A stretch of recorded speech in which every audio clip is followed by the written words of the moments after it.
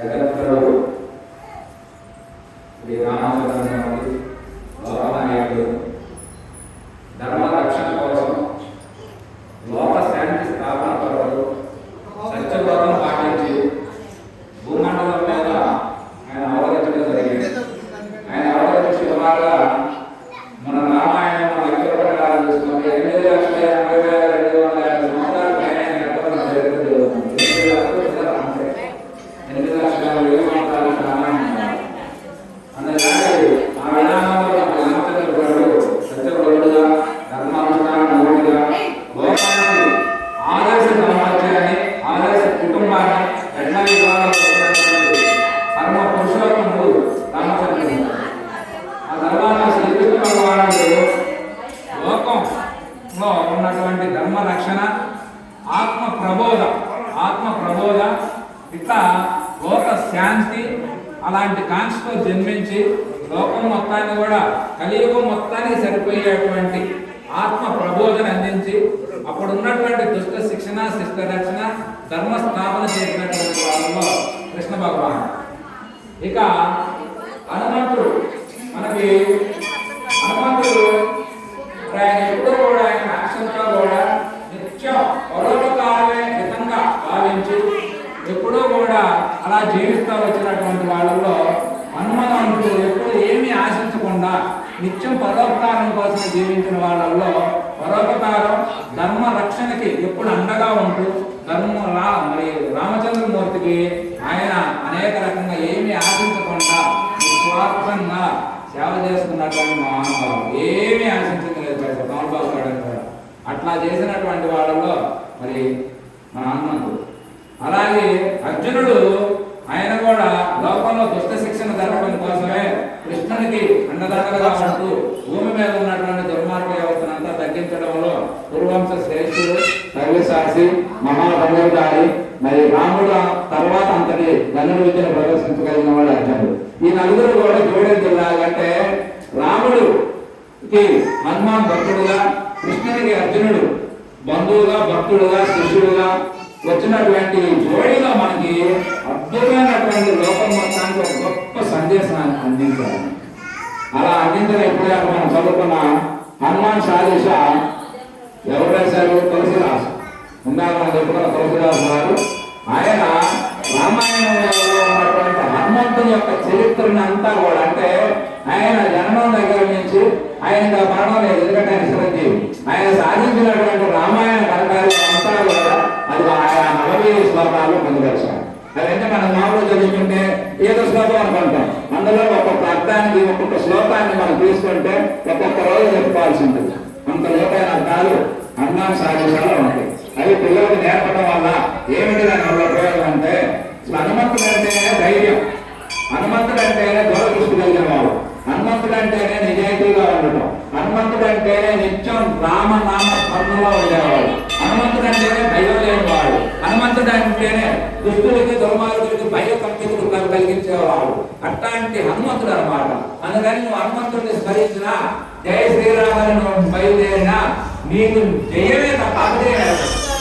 అది సారాంశం. జయ శ్రీరామ అంటే అర్థం ఏంటంటే జయమే తప్ప రాముడు అపజయం ఎరగినటువంటి వాడు. హనుమంతుడికి అపజయం లేదు. మన దేవతలందరూ కథానాయకుల్ని చిత్రాలు ఎంపిక చేసుకుంటాం. చెప్పండి, ఎంత కథానాయకుడికి ఎంపిక చేసుకుంటాం? లక్షల సంవత్సరాలు ఆరాధిస్తున్నాడు తక్కువవాడా? రాముడు తక్కువవాడా? కృష్ణుడు తక్కువవాడా? హనుమంతుడు తక్కువవాడా? హనుమంతుడు ప్రత్యేకత ఏమిటో తెలుసా మీకు? మన భారతదేశంలో మొత్తం దేవాలయాలు 1 కోటి ఉన్నాయి అనుకోండి సుమారు. అందులో 50,000 దేవాలయాలు హనుమంతుడే ఉంటాయి. ఎందుకంటే హనుమంతుడు ఎక్కడున్నా కూడా అన్నట్టు బ్రహ్మచారి. ఆయనకి పూరిత నియమం లేదు, నిబంధన లేదు. నువ్వు ఎండలో పెట్టు, రోడ్డు మీద పెట్టు, రోడ్డు పక్కన పెట్టు, ఇంట్లో పెట్టు, కొండ మీద పెట్టుకో, నీ ఇంట్లో పడితే ఆ మంత్రం కట్టుకో, నీ ఇష్టం వచ్చిన పద్ధతులు ఆరాధించు. దానికి ఒక పద్ధతి లేదు. దానికి అలా ఎలాగైనా చేసుకోవచ్చు. అందుకని హనుమంతుడు ఆ విగ్రహాలు అయితేనే, మందిరాలు అయితేనే, ఇట్లాంటి పీఠాలు అయితేనే ఇవన్నీ గోపల్లలుగా అసలు ఉంటాయి దేవాలయాలు. స్మర్తవ్యం. కర్తవ్యం ఏమిటి? నీకు ఏ ధర్మం అయితే భగవంతుడు ఇచ్చిండో దాన్ని నిత్యం నువ్వు ఆ ధర్మాన్ని పాటించడం. ఖాళీ ఉన్న సమయం అంతా స్మర్తవ్యం. ఓం శ్రీరామ్ శ్రీరామ్ శ్రీరామ్ శ్రీరామ్. ఇక నామం తప్ప రెండో పని ఎండాకుండా కూర్చుంటే నామం. అప్పుడు మనిషి చెడిపోకుండా లోకంలో చెడిపోం. ఇప్పుడు మనం అసలు మనిషి ఎప్పుడు చెడిపోతున్నాం తెలుసా? పనిలో ఉన్నంతసేపు పనిలో ఉంటాం. పని లేదనుకోండి శుభ్రంగా ఏం చేస్తామంటే ఇద్దరు ముగ్గురు కలవటాన్ని ఏదో ఒక పక్కన ముచ్చట పెట్టుకోవడం, ఆత్మస్థితి తరలేదు. అంటే మనం గొప్పవాళ్ళ ఎదుటివాళ్ళు తక్కువ వాళ్ళని అనుకుంటా ఉంటాం. లేదు ఉంటుంది దాంట్లో యవనంలో పిల్లలు అనుకోండి ఏదో దురలవాటు అలవాటు పడతా ఉంటాం. అదే పనిలో ఉన్నప్పుడు చెడిపోం. ఇప్పుడు చూడండి, మీరు విద్యావంతులు పిల్లలు అందరూ చదువుకొని జాబులు చేసేవాళ్ళు చెడ్డ అలవాటు ఉండదు. ఎందుకంటే వాడు ఖాళీ లేదు, విపరీతమైనటువంటి వర్క్ చేసిండు, తమ చక్కగా విద్యాభ్యాసం చేసిండు, మంచి జాబు పెట్టిండు, భార్య వచ్చింది, పిల్లలు కుటుంబం బ్రహ్మాండంగా జీవితం సాగిపోతుంది. కానీ పల్లెటూరులో విద్య సరిగ్గా నేర్చుకోకుండా, దాని మీద అధ్యయనం చేయకుండా, సరిగ్గా చదువు అవ్వకుండా ఖాళీగా ఉన్నటువంటి పిల్లలు వాళ్ళకి దగ్గర స్నేహాలు అలవాటు చేసుకొని లోకంలో అక్కడక్కడ అనేక రకమైనటువంటి దుర్వ్యసనాలు, మద్యం కావచ్చు, జోలం కావచ్చు, పరిస్థితి పరుపు సంభవాలు కావచ్చు, ఇట్లాంటి ఏవైతే దేహానికి మనసుకి ఆత్మ స్థితికి ఇవన్నీ కూడా ఆటంకాలు లోపాలు అభివృద్ధిని తెచ్చిపెట్టాయో ఇవన్నీ కూడా చేస్తా ఉంటాం. అంటే ఖాళీగా ఉన్నప్పుడు మనిషి ఎక్కువ చెడిపోతా ఉన్నాడు. అందుకని మహాత్ములు ఖాళీగా ఉన్న సమయం అంతా భగవత్ నామాన్ని వినియోగించారు. వాళ్ళు ధర్మాన్ని వాళ్ళు నెరవేర్చారు. రామచంద్రుడు మొత్తం తీసుకోండి, మనకి రామచంద్రుడు అడవిలో ఉన్నా ఆయన ఎప్పుడూ ఆయన శివారాధన, ఆయన గాయత్రి మంత్రం, ఏ పూజాములు పూజ కైంకర్యాలు నియమం తప్పకుండా నియమంతా చేసుకుంటాడు. ఇంట్లో ఉన్నా ఆయన పని ఆయన చేస్తాడు.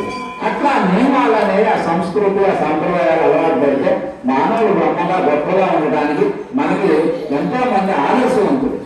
రామకథ అంతా మనకి ఏం నేర్పుతున్నది అంటే కుటుంబ వ్యవస్థ నిర్మాణం అనేది మన భారతదేశంలో మనకి కుటుంబ దేవాలయం ఈ రెండు మనకు రెండు పదులాంటి. కుటుంబం బాగుంటే సమాజం మొత్తం బాగుండదు, దేవాలయం బాగుంటే విశ్వం మొత్తం సస్యశ్యామలం అవుతుంది. ఇప్పుడు మన గ్రామాలు ఈ దేవాలయం చూస్తే నాకు చాలా పనులు పండుతాను. ఎంతమంది భక్తులు, ఎంత అర్చన కార్యక్రమాలు, గోపదీప నైవేద్యాలు, అఖండ దీపాలు జరుగుతున్నది. ఇట్లాంటి వాతావరణం చుట్టుపక్కల వాతావరణం అంతా బ్రహ్మాండం ఉంటుందో చూసుకోండి. ఎందుకంటే దైవ నామం అనేది అంత గొప్పది. మనకు అదే ఎక్కడ కూడా తెలియదు, కానీ అదే నామం మన దగ్గరే ఉంది. నామాన్ని మనం పట్టుకున్నాం అనుకోండి. ప్రహ్లాదుడు వయసు ఎంతో తెలుసా? అంత 8 ఏళ్ళు. ధ్రువుడు వయసు ఎంతో తెలుసా? 6 సంవత్సరాలు. ఆయన వచ్చి విష్ణునామాన్ని నారద మహర్షి ఉపదేశం చేసిండు. ఓం విష్ణువే నమః ఆ మంత్రం పట్టుకొని కూర్చున్నాడు గట్టిగా. ధ్రువుడు 6 సంవత్సరాలు పిల్లగాడు. ఎందుకంటే తల్లికి అవమానం జరిగింది, అమ్మకు అవమానం జరిగింది. మార్గం మీద అక్కడే అడుగు కూర్చున్నాడు. కూర్చున్న తర్వాత నారద మహర్షి వచ్చి, ఎందుకంటే ఆయన వచ్చి ఆయన అడిగి పోతాము అంటే ఇట్లా సంగతి మా అమ్మ, ఎందుకంటే అప్పట్లో రాజుకి 2 భార్యలు ఉండేవాళ్ళు. ఏం పెద్ద భార్య రూపాయలు అవమానం జరిగింది. అందుకని మా అమ్మ అవమానం తీర్చాలని ఆయన బయలుదేరి ఆయన పోతే నారద మహర్షి మంత్రోపదేశం చేస్తే ఆయన హరినామాన్ని చెప్పిస్తే హరి వైకుంఠం నుంచి దిగొచ్చింది. ధ్రువుడి మీద ఇప్పుడు కాదు, 10 సంవత్సరాలు కాలేదు. ఎంత ఆదర్శం! 6 సంవత్సరాలు పిల్లగాడు హరిని దర్శించిన తర్వాత ఆయన దర్శనం అయ్యా నాకు వచ్చిన పని అయిపోయింది, నాకు మోక్షాన్ని ప్రసాదించాడు. కాదు ఆయన నేను మోక్షం టైం ఉంది, కొన్ని 1000 సంవత్సరాలు పునర్గాన్ని రాజుగా పాటించు, ధర్మరక్షణ చేయి, ఆ తర్వాతే నీకు అని చెప్పి ఇప్పటికే సృష్టిలో విశ్వంలో ధ్రువ నక్షత్రంగా ఎదుర్కొనుకోండి ధ్రువుడు.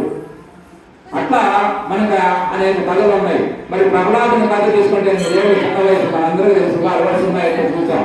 ఎంత గొప్పగా ఉంటుంది. హరి హిందూ వందనే ఉంది ఆయన చూడుతున్నాడని చెప్పి ఆయన తండ్రి శివ భక్తుడు, ఈయన హరి భక్తుడు. ఏ భక్తి అయితే భక్తుడు భేదం లేదంటాడు ఈయన. కాదు ఆయన మా శత్రువు అంటాడు. ఆయన శత్రువు ఎక్కడ ఉన్నాడు? కానీ అట్లా చెప్పించి హరిని మానవ లోకానికి మరి శ్రీమన్నారాయణమూర్తి నరసింహస్వామి అవతారంలో అవతరించడానికి కారకుడైండు ప్రహ్లాదు. ఆ ప్రహ్లాదుని కథ, మరి ప్రహ్లాదుల వల్లే మనం ఈ రోజు నరసింహస్వామి అవతారంలో స్వామివారు. ఎందుకంటే విష్ణుమూర్తి భక్తుల కోసం అవతరించినటువంటి అవతారాలు ఎన్నో ఉన్నాయి. అందులో ప్రహ్లాదు మరి నరసింహస్వామి అవతారం చాలా గొప్ప, భక్తుల కోసం ఉద్భవించినటువంటి అవతారం. అందుకనే భక్తులు ఎక్కువగా నరసింహస్వామిని బాగా ఆరాధిస్తాం. మహిమాన్వితుడుగా, కానీ అనుష్ఠానమూర్తిగా రాముడు కృష్ణుడు వీడు మనకు ఆదర్శం. మహిమ వేరు, అనుష్ఠానం వేరు. అందుకు కాబట్టి మనకు ఆదర్శమూర్తిగా ఉన్నటువంటి రామచంద్ర ప్రభువు మనకి మరి అనేక రకాలుగా కుటుంబ ఆదర్శాన్ని ఎలా ఉండాలి, భార్య భర్తలు ఎలా ఉండాలి, అన్నదమ్ములు ఎలా ఉండాలి, తోడుకోడలు ఎలా ఉండాలి, సమాజంలో బాధ్యత మన బాధ్యత ఏంటి సమాజంలో, ఒక రాజుగా ఎలా పరిపాలన చేయాలి, ఇట్లా అనేక రకమైనటువంటి వాటిని ఆదర్శంగా జీవించి ఆయన తరించి మనం అందరినీ తరింపజేయడంలో వచ్చినటువంటి గొప్ప ధర్మ అవతారమే మనకి రామచంద్రుని ప్రభు యొక్క అవతారం.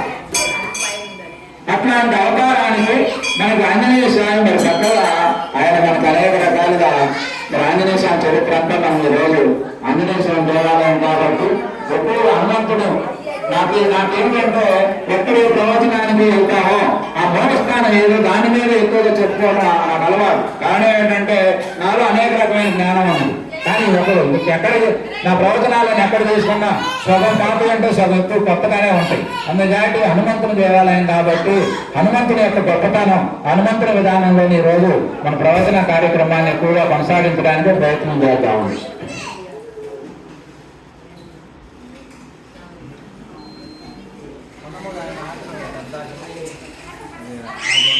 మనందరికీ అంతా తెలిసిన కథలే. ఇక్కడ మనం చేసేది ఏంటంటే కాస్త ఒకసారి మేలుకొలుపు చేసుకోవటం అంత తప్ప అందులో అందరికి అన్ని విషయాలు తెలిసే ఉన్నాయి. అందుకని రామచంద్ర ప్రభు ఉత్తర భారతదేశంలో జన్మించాడు, కానీ హనుమంతుడు మన దక్షిణ భారతదేశంలో అంటే మనం తిరుపతి ప్రాంతంలో జన్మించినట్టుగా మనం ఈ మధ్య కొంతమంది పరిశోధకులు తెలుసుకోబడి తిరుపతి కొండపైనే సుమేరు పర్వతం అనేటువంటి పర్వతం ఉన్నది. అది ఎప్పుడు సూర్యకాంతి వల్ల ప్రకాశిస్తూ ఉంటుంది.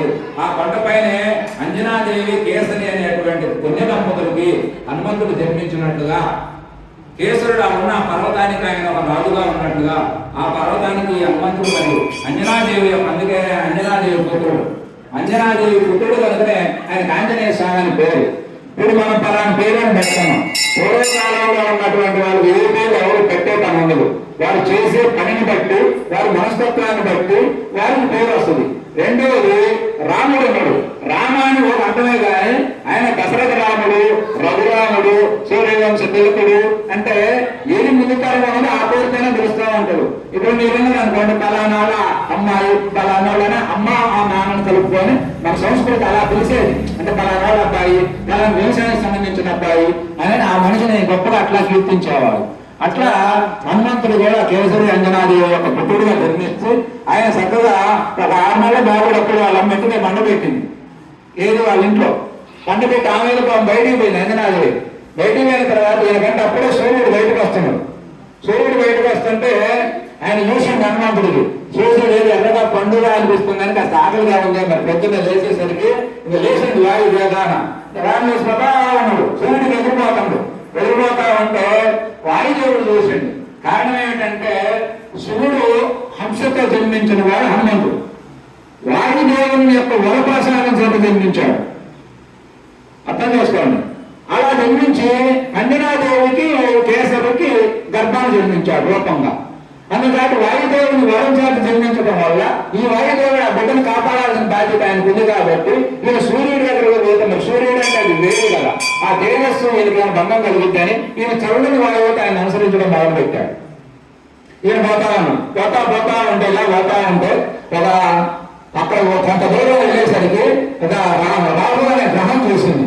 ఈయనేంటి పోతా ఉన్నాడు సూర్యుడి దగ్గరికి అని చెప్పి ఆయన బిల్లం చేసింది అనుకున్నావు. ఈయన దేవుడు హిందువులు చెప్పాడు, ఇటు సంగతి ఎవరో గొడ్డోడు సూర్యగ్రహాన్ని మింగడానికి పోతున్నాడు. అప్పుడు ఏది సృష్టిలో ఏ లోపం వచ్చినా ఎన్నో సరిచేయాల్సిన బాధ్యత ఆయన కొండదు. ఎందుకంటే దేవతలు రాదు కదా, అవన్నీ కూడా ఆయన పనులు ఉండదు. అందుకని ఐరావతంలో ఏం చెప్పి ఆయన వజ్ర కోసం ధరించి వచ్చాడు. చూసేసరికి హనుమంతుడు గొడ్డవాడు గగన వేగంగా పరిగెడతా ఉన్నాడు. అప్పుడు ఆయన ఏం చేసిందంటే ఆయనకి ఇదేదో తేడా ఉందని చెప్పి ఆయన వజ్రాయుధాన్ని ప్రయోగించాడు. ప్రయోగిస్తే సూర్యుని దగ్గరికి పోయాడు. వజ్రాయుధం ప్రయోగించాడు. ఆ వజ్రాయుధం ఇది కుడి దవడకు జరిగింది.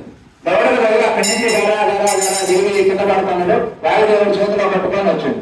వచ్చి ఆయన ఏం చేసిందంటే పోయి ఒక పొగలో కూర్చున్నాడు. నాకు నేను వరప్రసాదాన్ని నిర్మించాను, నా బిడ్డను పడతా ఇందులో ఆయన కోపం వచ్చింది. ఏది మనకు వచ్చినట్టే కోపం వచ్చేసరికి వాయుదేవుడు లేకపోతే ఏమైంది, మొత్తం 3 లోకాలు 14 మౌనమండలు అన్నీ కూడా వాయువు నిలిపిపోయినాడు. అప్పుడు జీవులను ఏదైనా మన కట్టుకున్న పోతుంది. నేను అక్కడ ఏదో తేడా వచ్చింది సృష్టిలో అని చెప్పి అందరూ ఆలోచిస్తే బ్రహ్మ దగ్గర పోయారు అందరూ. అప్పుడు బ్రహ్మదేవుడు ఆయన ఆలోచించి, ఎందుకంటే బ్రహ్మదేవుడు ఏమన్నాడు, ఆ దేవదేవుడైన బ్రహ్మదేవుడు ఆయన ఆలోచించి దేవతలను నెంట పెట్టుకొని ఈ యొక్క వాయుదేవుడు అన్నటువంటి హనుమంతుడు వాయుదేవుడు ఉన్న గుహలోకి వచ్చారు. ఏది మన తిరుపతి దగ్గర ఉన్న గృహలో వచ్చేసరికి అప్పుడు ఆయన ఎప్పుడు బ్రహ్మదేవుడు రాగానే ముందు స్పర్శ కంటే ఆయన ఒక చేతితో ఆయన అలా స్పర్శించగానే ఆయన మృతి చెందిన వాడు మళ్ళీ జన్మించాడు. అన్నంతా మృతి చెందాడు కానీ జన్మించాడు, మళ్ళీ జీవం పొందాడు. జీవం పొందిన తర్వాత అప్పుడు బ్రహ్మదేవుడు చెప్పిన మాట ఏంటంటే, ఇతను నిత్య పరోపకారం లోక హితం కోసం జన్మించినటువంటి కాంక్షతో జన్మించిన వాడు అన్నంతుడు కాబట్టి ఏదో జరిగింది.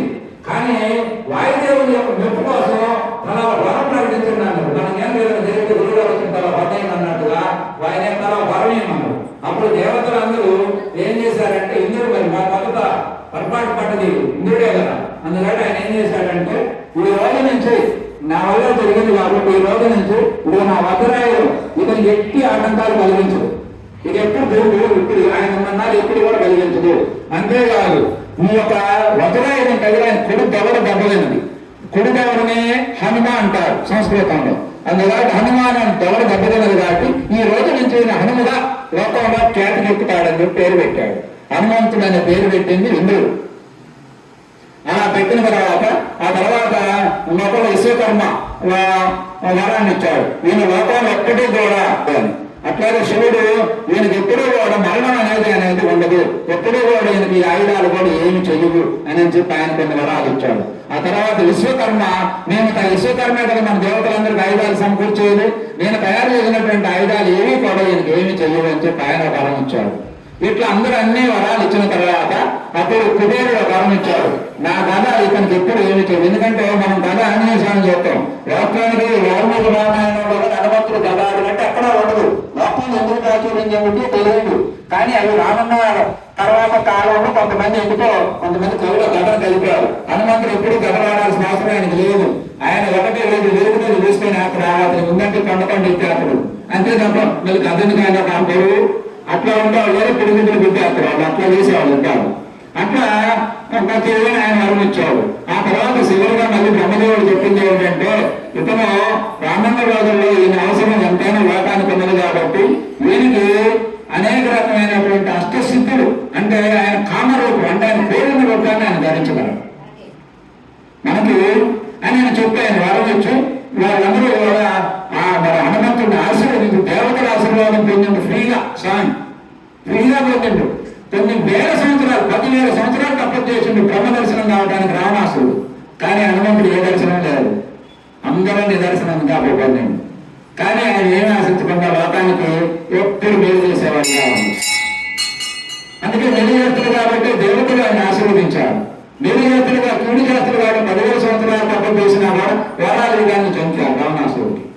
అందుకని మనకు ఆ విధంగా మనకు హనుమతి వరాలన్నీ పొంది తర్వాత వాయుదేవుని సంతోషపరిచి దేవతలందరూ వారి లోకాలకు వెళ్ళిన తర్వాత వాయుదేవుడు తీసుకొచ్చి కేశవన్యాలు చెప్పి ఆయన వెళ్ళిపోయాడు.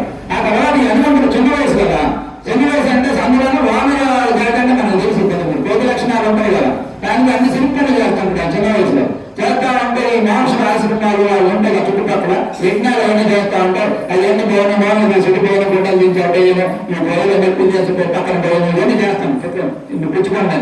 చేస్తున్నా జరిగి విషయం పాపం ఓర్చుకోవడానికి ఎంతసేపు ఓర్చుకుంటారు, ఓర్చుకున్నాడు చాలా రోజులు.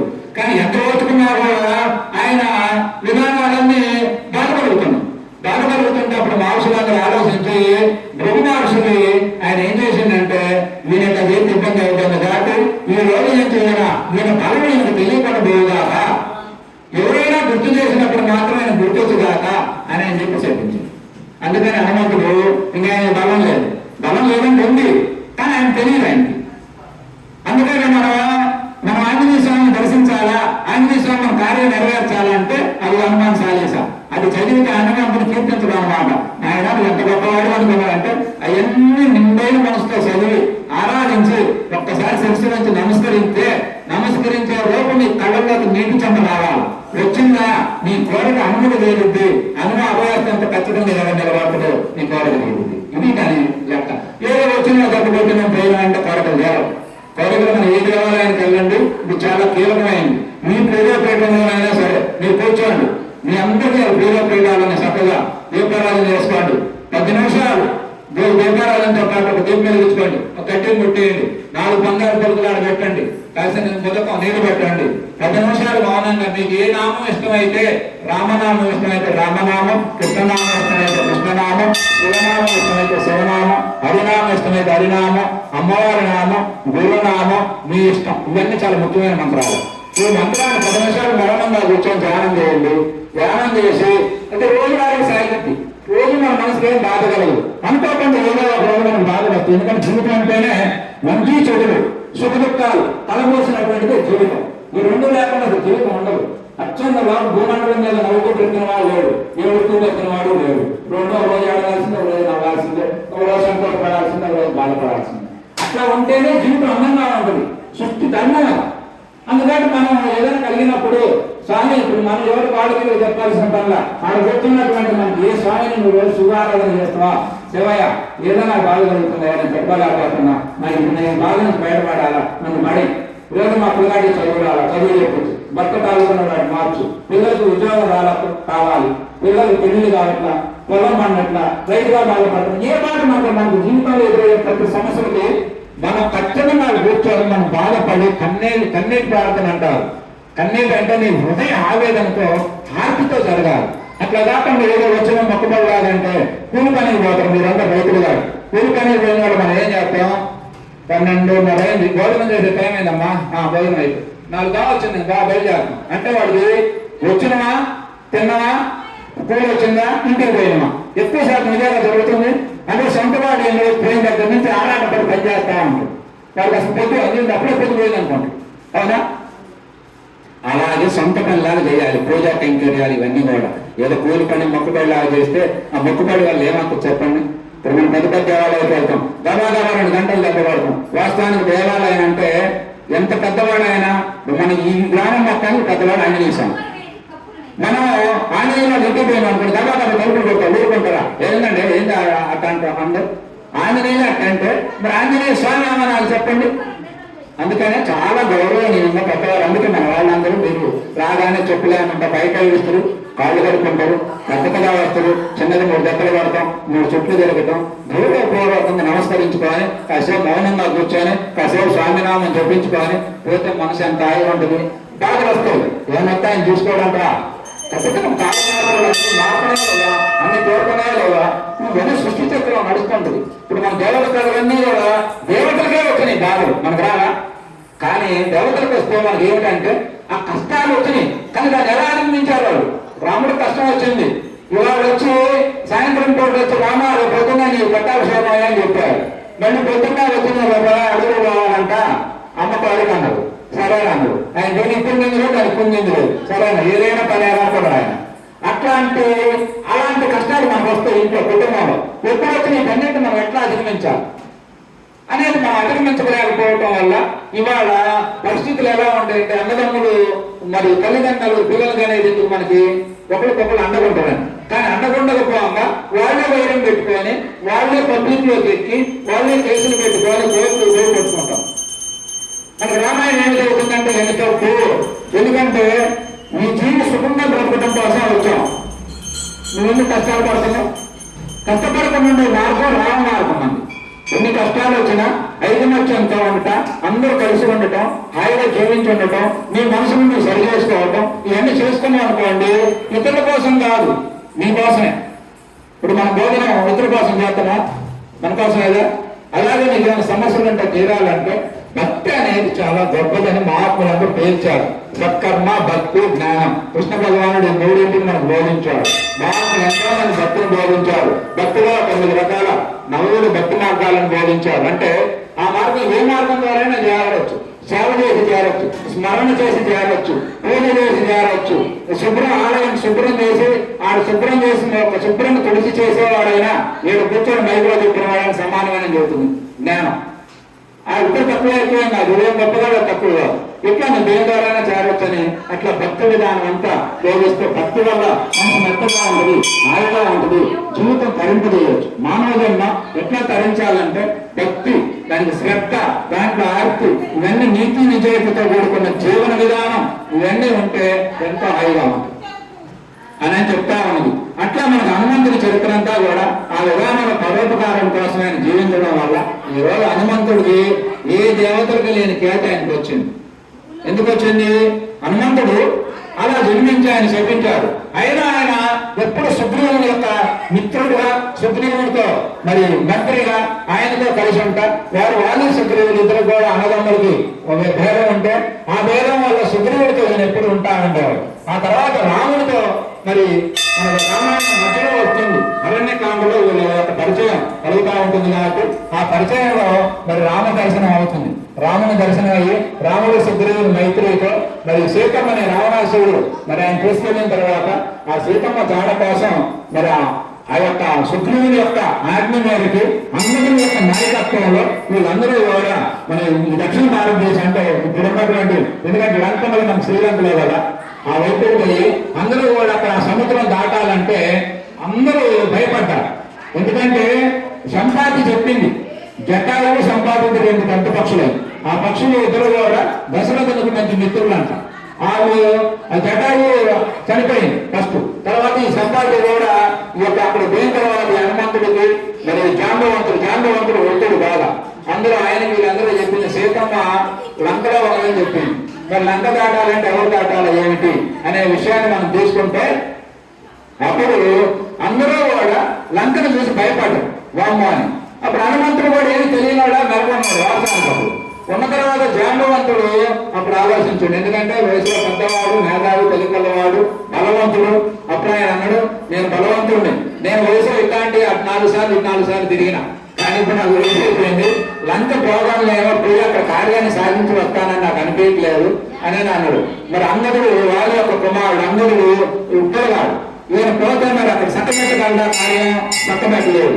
అందుకు కాబట్టి ఎవరు పోవాలంటే అప్పుడు అందరూ ఆలోచించి హనుమంతుడు అయితే బాగా చేయగలడు. హనుమంతుడు ఏమిటంటే దూరదృష్టి కలిగిన వాడు.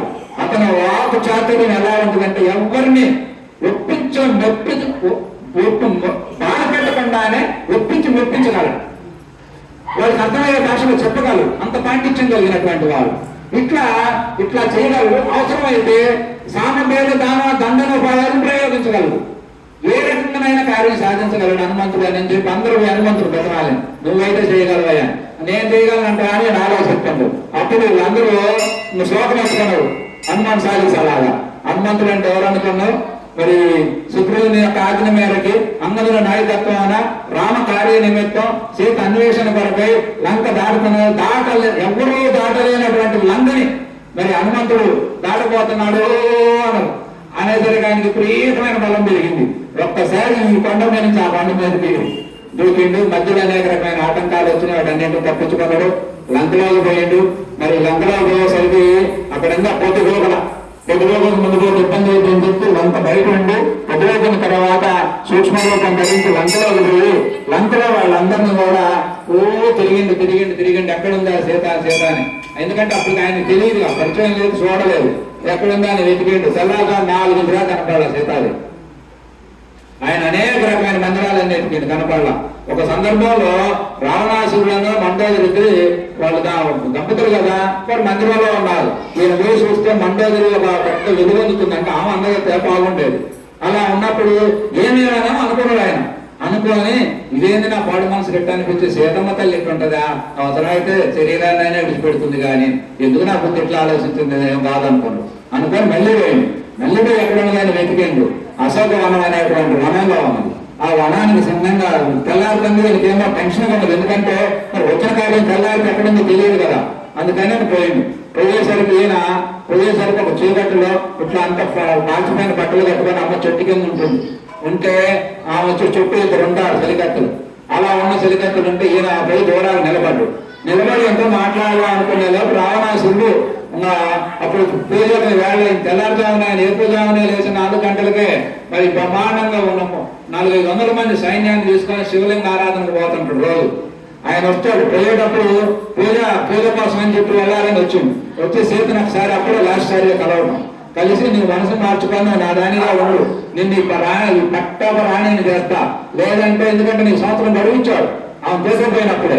సంవత్సరం గడువులోకి నేను అంగీకరించకపోతే ఎందుకంటే అతను బలత్కారం చేయాలి కాదు, ఏ స్త్రీని బలత్కారం చేసినా అతను తలపై చనిపోతాడని శాపం. అందుకే సీతమ్మ జోలికి రాలా. అందుకు కాబట్టి నువ్వు సంవత్సరం లోపు అని గడువు పెట్టాడు. అప్పుడు 11 నెలలు అయింది. ఇక 40 రోజులే గడువు నువ్వు మార్చుకుంటే మనసు మార్చుకో, లేదంటే మా పక్కన ఉన్న రాక్షసులందరూ నిన్ను ఖండఖండాలుగా నరికి మాంసంగా వండుకొని తింటారని చెప్పి కొంచెం బెదిరించాడు. బెదిరించిన ఆమె ఏంటి ఏమైనా సరే ఈ దేహం ఇక్కడే పోతుంది కానీ నీ కోసం ఆయన ఉండేది లేదు, నా రాముడు తప్పకొత్తడు, నేను నీకు పోరాటం వచ్చింది అని నేను చెప్పాను, దృఢ నిశ్చయంతో ఉంది. ఇవన్నీ సంభాషణ అంతా హనుమంతుడు చెట్టు మీద కూర్చొని అంటాను. విన్న తర్వాత ఇదంతా అయితే ఆయన వెళ్ళిపోయాడు. అప్పుడు ఈ హనుమంతుడు అప్పుడు చెట్టు మీద నుంచి ఎట్లా చూడండి, ఆయన తెలివి చూడండి. ఇప్పుడు డైరెక్ట్ పోయిన హనుమంతుడు అమ్మా నేను రామకార్య నిమిత్తం వచ్చానా అంటే ఆమె ఆలోచిస్తుంది. ఎందుకంటే అక్కడ రాక్షసులు ఉంటారు, ఏది మీద అర్థం కాకుండా అయోమయంగా ఉండడం. అందుకని అప్పుడు ఏం చేశాడు, అందుకని ఆయన చుట్టూ నుంచి తిరుగుతానే అయోధ్యాపురం అనేది ఒకటి ఉన్నది. అందులో దశరథుడు, ఆయనకు 3 భార్యలు, 4 సంతానం. ఈ విధంగా తండ్రి యొక్క ఆజ్ఞ మేరకి, తల్లి కోరిక మేరకి రామ లక్ష్మణ చేత సమేతంగా అడవులకు వచ్చారు. 14 సంవత్సరాలని కథ చెప్పుకొని దిగింది. అప్పుడు అవేమనుకుంటుంది, ఎవరో నా కథ తెలిసిన వాళ్ళు అయితే మనం చెప్పగలిగేది అని అప్పుడు ఆయన ఎంత చూసింది. అలా చూసి అప్పుడు ఆమెది ఎవరయ్యా నువ్వు అన్నది. నేను రామభక్తుడు హనుమంతుడు నమ్మ అన్నది. రామభక్తుడు హనుమంతుడు అంటే అనగానే ఆయన గుడిగా నమ్మల. అవునా, నిజమైన నిజం చెప్పండి, నిజమైన అన్నది. నిజమైన అన్న తర్వాత అన్నది నిజాన్ని ఎవరు నమ్మాలో ఎవరు నమ్మకూడదు అర్థం కావట్లేదయా. అందుకని ఎంతవరకు నిజమైన నేను నమ్మగలను, అందుకని నేను నిజంగా రాముడు చూసిన అంటున్నావు కదా, రాముడు ఎలా ఉంటుందో చెప్పు అన్నది. అప్పుడు రాముడిని ఆయన వర్ణించండు. రాముడు అంటే ఆజానుభావుడు అమ్మా, మరి నల్లని గురువులు కలిగిన వాడు, మరి గొప్ప బాహువులు కలిగిన వాడు, ధనుర్విద్యా కౌశల్యం ఆయన మించిన వాళ్ళు లేడు. ఆయన చూపించే చల్లని చూపు, మాటల వర్షస్సు, సత్యవతులు ఆయన దేహ వర్ణన అంతా వర్ణించాడు. వర్ణించిన తర్వాత ఇదంతా నిజమైన అనుకున్నది. ఆమె నమ్మింది. అదే నమ్మి నేను మళ్ళీ అనుమానించింది. రాముడు చేసిన నిజమే అయితే నువ్వు చెప్పింది నిజమే అనుకున్నాం. మరి ఆయన పక్కన తమ్ముడు ఉంటాడు కదా, ఆయన ఎలా ఉన్నాడో చెప్పు అన్నాడు. అనగానే ఆయన అన్నాడు, అమ్మ రాముడికి హనుమంతుడికి ఏ తేడా లేదు, ఇద్దరు ఒకటే, ఒక్క రంగే తేడా. ఆయన కాస్త సామరసాయిగా ఉంటాడు, మేఘశ్యాముడు, నేనేమో తెల్లగా ఉంటాడు. అప్పుడు నేను అంతర్జాలు అన్నారు. అప్పుడు రాముడు రామగారు పెట్టినటువంటి దశలో ఆయన జనక మహారాజు పెట్టిన అందరూ కొందరం చేసిన సోదరులు పెట్టినారు. అప్పుడు నమ్మిన తర్వాత అమ్మ నీ రుణం చేస్తున్నావయ్యా, నువ్వు చాలా గొప్పవాడు, నా రాముడు ఎలా ఉన్నాడంటే అమ్మ రాముడు బాగున్నాడు, అమ్మ క్షేమంగా నీ భాష పరిగతం చెందుతున్నాడు అని అంటే అమ్మ ఎంత బాధపడి ఒక బాధ ఒక సంతోషం. రాముడు బాగున్నాడనే సంతోషం, ఇలా ఉన్నాడనే బాధ. ఈ బాధలో అమ్మ ఎంతో బాధపడగా అప్పుడు చెప్పింది. అప్పుడు చదివి హనుమంతుడు అంటాడు, ఆ మాటలకు మురిసిపోయి పొంగిపోయి ఆ ప్రాతిపత్యానికి పవిత్రుడు మనసు అయిపోయి ఆయన అంటాడు, అమ్మా రా నిన్ను ఈ క్షణం నేను యువకుడైతే నేను దేశపోతాను అన్నది. నేనుంటేనే ఇంత పెద్దదాన్ని. అప్పుడు ఎందుకంటే ఆయన మరుగుపోలేదు అంటున్నాడు, నువ్వు ఉంటేనే అంటున్నావు, ఇప్పుడు నాకేమో అంటుంది, నువ్వు ఎట్లా చేసుకోగలవా అన్నది. ఆయనకి హనుమంతుడికి ఆ మాట అనేసరికి ఒక రకంగా బాగా కోపం వచ్చింది. నన్ను చిన్నగా తప్పుగా మాట్లాడిద్దా అమ్మని అక్కడి నుంచి ఒక 4 అడుగులు వెనక్కి వేసిండు. అరుగు మీద నుంచి వెనక్కి వేసి దేహాన్ని ఒక దెబ్బ విపరీతంగా పెంచిండు ఆకాశానికి. పెంచేసరికి అమ్మ మనసారా చూసింది. విశ్వవేదర్శనం వచ్చింది అనమాట హనుమంతుడు. వచ్చిన తర్వాత అప్పుడు అమ్మ పెద్దయ్య అని తగ్గిన తర్వాత అప్పుడు అమ్మ నమ్మిన అంటే నమ్మా, కానీ ఏ రావణాసురుడు అయితే దొంగలాగా వచ్చి తీసుకుపోయిందో నన్ను, రాముడు దొరలాగా వచ్చి లంకాపట్నం అంతా ధ్వంసం చేసి మళ్ళీ దొరలాగా నన్ను తీసుకుపోవాడు, ఆ నమ్మకం నాకుంది. ఎందుకంటే నేను కనులారా జనం చూస్తే ఏంటం కాదు, దగ్గరుండి రాముని యొక్క ధనుర్విద్యా కౌశల్యం అంత దగ్గరుండి చూసిన కానీ నా రాముడికి సరిసాటైన వాడు భూమండలం మీద ఎవరు లేరు. అందుకు కాబట్టి దొంగలాగా తీసుకుపోయాడు, దొరలాగా తీసుకుపోతే రాముడు వస్తా, అప్పుడు దాకా నేను ఏడామంటా మాట రాముడు చెప్తాను. కానీ రోజు రావచ్చు, కానీ అవకాశం ఉంది, కానీ పోలా అమ్మాడే సరేనమ్మా అన్నాడు. ఇక లంకలో ప్రవేశించాడు. లంకలో ప్రవేశించి 8,000 మందిని సంహారం చేసిండు. అక్కడే లంకంతా ధ్వంసం చేసిండు. అక్కడ ఇవన్నీ చేసి రావణాసుడి దగ్గరికి పట్టుకుపోయాను. రావణాసుడు గారి పట్టుకుపోతే అప్పుడు రావణాసుడు చెప్పిండు, ఏమైనా గొప్ప విద్యావంతుడివి, గొప్ప నీలో తేజస్సున్నది, చాలా గొప్పన్నది, ఎంతో తపస్సంపన్నుడివి, ఇవన్నీ చేసి పాడుబుద్ధి నీకు ఎందుకయా, నీకు రాముడి గురించి తెలియదు, అందుగాడి సీతను తెచ్చుకో, రాముడి గొప్ప చెప్పు, నీ రాక్షస జాతి మొత్తాన్ని మేలు జరిగింది అని చెప్పు. అప్పుడు అతను చదివిస్తే వినకపోవడం వల్ల బంధించండి అన్నాడు. బంధించి ఆయన కొట్టుకుంటా ఆయన మాయమే లంకంతా ధ్వంసం చేసి తగలబెట్టి బయటకు వచ్చాడు. బయటకు వచ్చి రాముడి దగ్గరికి వచ్చి రాముడికి జరిగిన విషయం అంతా తెలియజేస్తే రాముడు అప్పుడు సహజంగా రాజులు ఏంటంటే ఏం జరిగినా కూడా ఏదైనా మంచి వార్త చెప్పగానే ఏదో ఒకటి వారాలు కూడా అలవాటు. కానీ అప్పుడు రాజు సన్యాసిగా ఉన్నాడు, అప్పుడు ఏం లేవుగా. అందుకని ఆయన ఒకసారి అలింగనం చేసుకున్నాడు. ఆ అలింగనానికి నేను పొంగిపోయాను. హనుమంతుడు అలింగనం చేసుకునేందుకే పొంగిపోయాడు అనమాట. అంతగా